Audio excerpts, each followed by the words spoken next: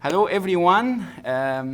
It's good to have you in this course on Islamic thought, practice, and this is a wonderful opportunity to dig deeper because I assume most of you have already started with some other course in Islamic studies. So I am Ayman Ibrahim. I teach here at Southern Seminary, and I assume that you already had one course at least, probably texts of Islam or Islamic history with me. So there is no need for any kind of introduction about me, but I'm teaching here. This is my sixth year, and it has been a joy. And let's just begin by looking quickly, briefly, through our syllabus. And I just want to bring your attention to a couple of things. We will not go through the whole syllabus, it's not needed. But just a couple of things, because basically the textbooks in this course are so precise in terms of, like they are only two, but they are actually really good too. So the first one is an encyclopedia. It's titled the Princeton Encyclopedia of Islamic Political Thought. And the good thing about this is that it gives you a variety of topics, and you can actually find a lot of information about different aspects of Islam and the Islamic political thought and the Islamic sects and the Islamic movements and parts of Islamic history. It's tremendous. It's great. It's wonderful. And why I chose this? Because I usually find books, small books or just a book, only focuses on one thing. But I thought that it would be very informative for students just to go through different aspects of Islam and examine them. For example, if you go to the last page or two of the syllabus, you will find the list of articles within this encyclopedia that I am asking you to read. For example, you will read about Khomeini, the Iranian leader, and about Muslim Brotherhood, fantastic. You will read about the rightly guided caliphs, that's the first caliphate of Islam. You will read about holy places in Islam. You will read about duruz, you will read about fatwa. What is fatwa in Islam? What is Arab nationalism? All these are just small articles, but scholarly articles. They are really solid. And many of these articles provide you with a list of bibliography afterward that help you if you are interested in this topic. You just got the best summary of it and then a lot of good sources to examine. So this is a wonderful book that I wanted to put in our textbooks. And the second is this one here. It's titled The Quran with Christian Commentary, and it's edited by Professor Gordon Nickel, a Christian, solid Christian, who's actually done a really good job in many aspects in Christian-Muslim interaction. And he wrote a book on why the Bible cannot be corrupted if we study Islamic sources really well. So it's more like a defense of the inerrancy of the Bible in a conversation with Muslim. And the good thing about this book is that it has the entire Quran, the text itself. So the whole book has the Quran available as a text to read, but with commentary. And the commentary has lots of information that helps Christians like you knowing how to use this text in evangelism, how to use this text in understanding Muslims' thought. And this is a wonderful book. for you to have. Basically, this book and the encyclopedia, which are just the two textbooks we have in this course, will help you a lot in digging deeper in the area of Islamic thought, which is our course here. Islamic thought, belief. What do Muslims really believe? And practice. What do Muslims really do and why they do what they do? So this is the course we are talking about here. You will find in the syllabus, it's clear, it's straightforward, nothing really nothing a mystery. So if you have any question about the syllabus or about the assignments, please send an email to my assistant or to me, and we will be very happy to talk with you about it. Before I just move to our first lecture, I want to just read the course description so that you and I, as we begin digging deeper in this course, we are on the same page. We have some expectations together regarding the scope, the description of the course, okay? So, this course will explore Muslim belief and practice. We need to understand more about the practices that we see Muslims do. What about the Hajj? They go to Mecca, they go in circles around the Kaaba, the holy place of Islam. What is that? What is that really about? And their belief, why they insist they are monotheist while some others, like Christians, are not strictly monotheist. Special attention will be given to the diversity of sects within Islam. You will be surprised when I talk about Islamic sects, because we always tend to see Islam as like different sects. Are they actually different or not different? In what sense they are different? In what sense they are similar? We will also focus on examine Islamic schools of jurisprudence. What are the schools of thought within Islam? This is going to be a major part of this course. Classical and contemporary Muslim movements like Muslim Brotherhood, or earlier in the history of Islam, we have Kharijites. That's a big movement that we don't hear about it that much now. And then we will focus on topics in Islam that affect Christian-Muslim relations, like infidels. Are Christians really infidels according to Islam? What about taqiyya? We heard this word about taqiyya in Islam means like you conceal the truth. Is this really a word? Is it just a propaganda? Is it real? Is it a doctrine? Who believes in that? And we will examine how sacred texts from the Muslim worldview and mindset. We will see what Muslims say about different aspects of the texts they believe in, reflecting on current resurgence of Muslim contemporary movements like ISIS. What makes ISIS appealing? Why ISIS is appealing to some? Very interesting. We will talk about this whole thing because basically you as a student here started already with some knowledge of Islamic texts or Islamic history. That's a prerequisite of this course, because this is not an introductory course. It's a bit more advanced. After taking this class, students will be equipped not only with knowledge and scholarly critical arguments, which I hope you get, but also with an in-depth understanding of how to present this truth, the Christian truth, to Muslims.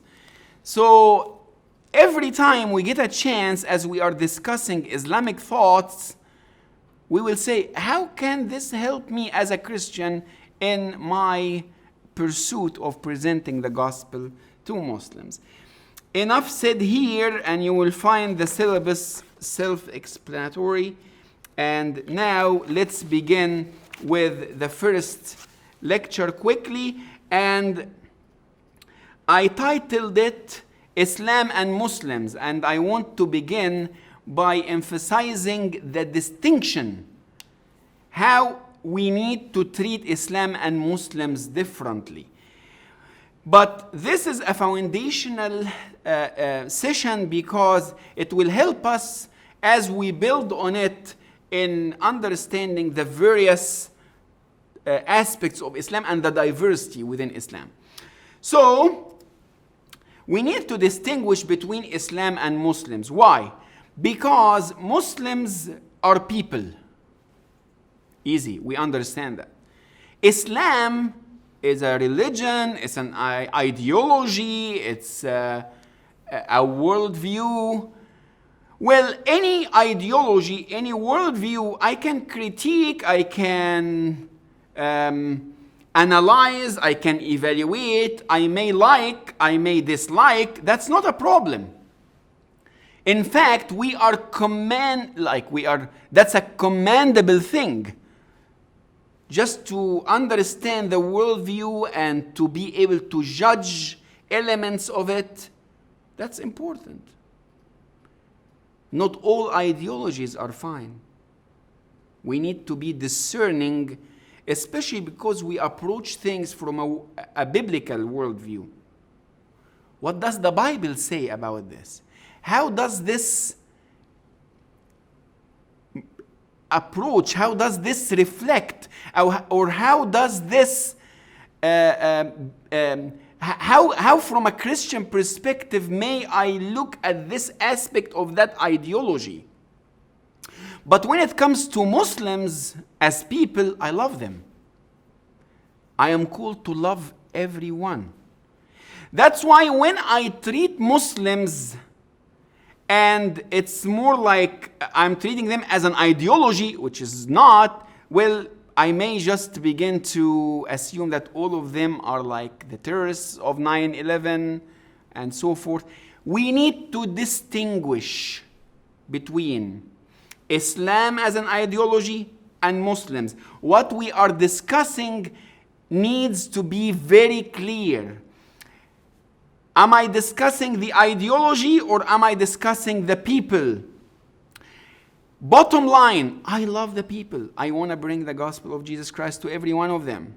As for the ideology, I am a critical mind. I have a critical mind. And I have a biblical perspective. I'm a Christian. I am a solid Christian who believes in the supremacy of Jesus Christ and his unmatched teaching. That's where I come from. That's why I love Muslims. So all Muslims are not the same, as you see in the PowerPoint here. Although we can make a case that a historical overarching interpretation has existed for centuries among Muslims, we should acknowledge too the attempts of many Muslims today to wrestle with critical Quranic verses.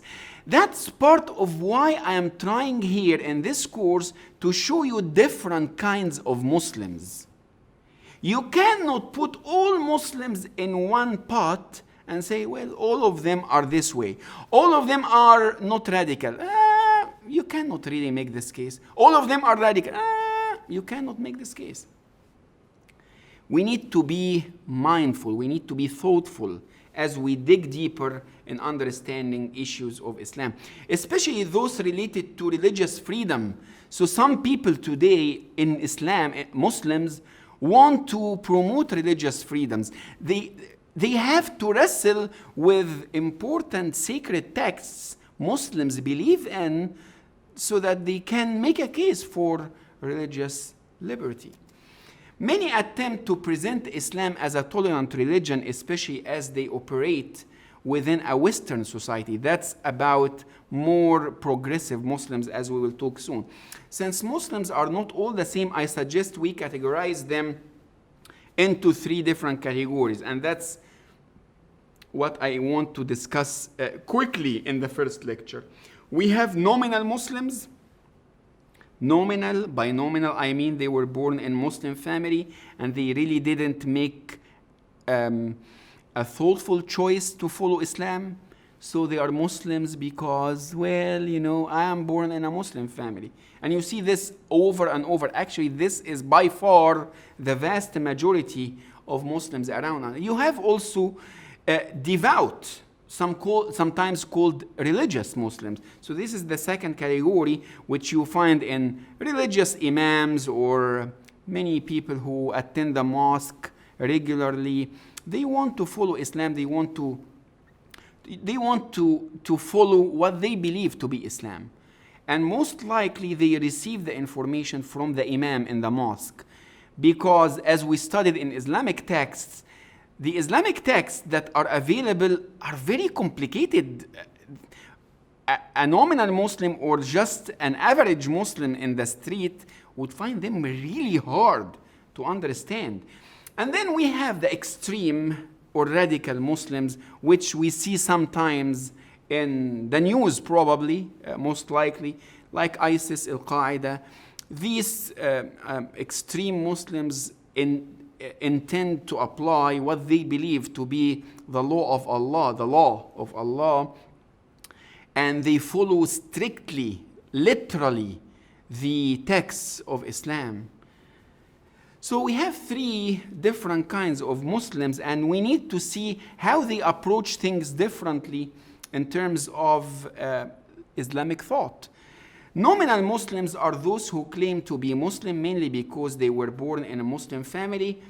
They do not aim to follow any specific tenets of Islam, and they rarely go to the mosque, but still self-identify as followers of Islam. Their religious knowledge is usually minimal. So if you come to my courses, you probably know about Islam than any nominal Muslim, because nominal Muslims would just tend to be so superficial in their understanding of the texts or the basics of it. For instance, for West African Muslims, those who are born in a tribal Islamic setting in West Africa, Islam is part of their culture and is usually associated with animism. Even a Muslim born in America here, they usually don't really think so solidly about Islam or so thoughtfully about Islam. They are Muslim. They know Muhammad is their prophet and the Quran is their book, but they are American or West African more than Muslim. This category is by far the vast majority of all Muslims, nominal Muslims. You see them all the time. The devout or religious Muslims are somewhat familiar with basic Islamic concepts and Quranic statements. They tend to observe religious tenets and practice Islam one way or another. They understand Islam as an essential part of their daily life and relationships. So you see them make festivals after Ramadan, and if they don't really want to appear as not fasting, they hide in their homes. But some of them are really devoted so that they want to fast during Ramadan. They want to pay to go to do pilgrimage in Mecca. These Muslims generally want to live Islam and show piety in their own society, but they don't aim to harm anyone. Their interpretations of Islam are generally necessitated by their social context. So, for example, what about the hijab for a woman? Well, if you were in Egypt, well, it should be important for a woman to wear a hijab, for a devout Muslim, for a religious Muslim. But what about America? No, it was a cultural thing in the 7th century. They didn't read much about it. They don't go deeper about it. It's just, it's just a cultural thing. But most likely, or I would say probably, they are following what they hear in the mosque. As we are going to understand during this course, Islam relies heavily on the teachers. So it depends on the teacher. So a teacher would make a congregation, a Muslim group, go this way or that way. But it also, from this perspective of religious Muslims, it depends heavily on the context. I will tell you a story quickly. So I have two friends here, both are imams, Muslims, in our town, in the States. One of them is born in America from a Pakistani origin, background, and one is born in the Middle East, in Syria. Both have different opinions about Islam. The guy who's born here in America tends to present to me and to my students, I usually go visit his mosque with my students, usually present Islam to us as anything that makes you kind to people is Islam. Islam is all about daily practices that help people, that help the community. Anytime we speak with this imam, we don't go deeper. It doesn't need to go deeper in that discussion for him. Because for him, Islam is about being nice, about being kind. The other guy who came to America, I would say 3-5 years ago, the first time I met with him, one of the first conversations, after we met, like 5 minutes after we met, he said that Jesus is not the Son of God, and he asked me to reevaluate my belief system or I will go to the hellfire. What is that? It's part of the different perspective that Muslims bring to the table. We can see difference here, a difference between these two Muslims. Both self-identify as Muslims. These religious Muslims present a spectrum. You find some people still more toward the nominal side, and some people are more toward the progressive side, and some people are toward the maybe the so religious, conservative. These progressives reject traditional Islam. Some progressives among Muslims reject traditional Islam. For the most part, for them, Islam, like any other religion, develops to adapt to the contemporary age, while progressives insist they are committed Muslims. Their views are mostly rejected by conservative Muslims. So you hear today about progressive Muslims who would say a woman can be an imam in a mosque. And we see this in America and in Germany. You hear progressive Muslims say that don't follow Muhammad's commands of killing the apostate. These progressive Muslims say that. So how would they deal with Muhammad's command? They say, well, it was related to something in the 7th century. It's not related to now. Or it's forged. So they try to present Islam in a contemporary world. This discussion is mainly in the West, so to speak. The third group among Muslims include radicals and extremists who make up the smallest number of Muslims. While many wish this group didn't exist, it cannot be ignored. Most of these extremists are both traditionalists and literalists. So you won't find ISIS members to make a weak case in religion because they have texts that support their deeds. So what progressive Muslims do to attack ISIS ideology, the ISIS ideology, progressive Muslims would do something like, well, you are reading it too literally, and you are not considering the historical context. And you see this over and over. While many wish that the extremist group within Muslims didn't exist, it cannot be avoided. They adhere to traditional interpretations advanced by literal view. For them, if the Quran says slay, it slays. It means slays, slay people.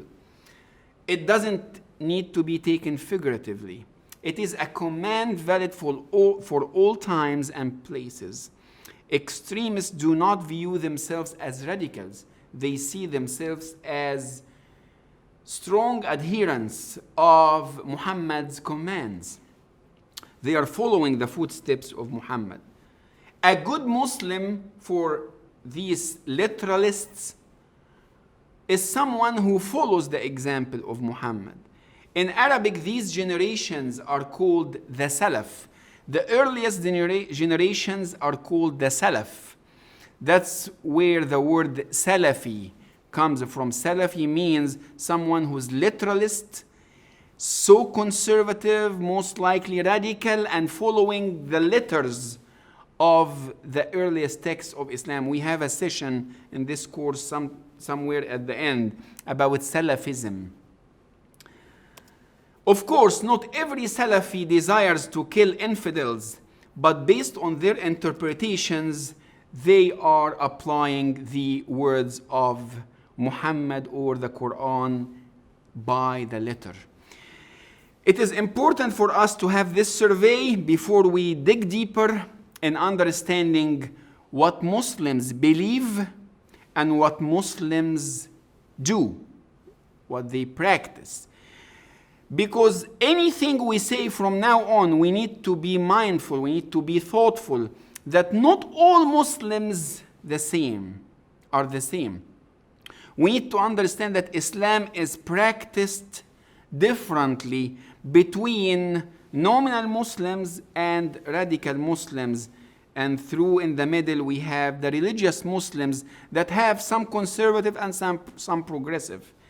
So we will just dig deeper from now on major areas in Islamic thought. So stay tuned, and I will see you next.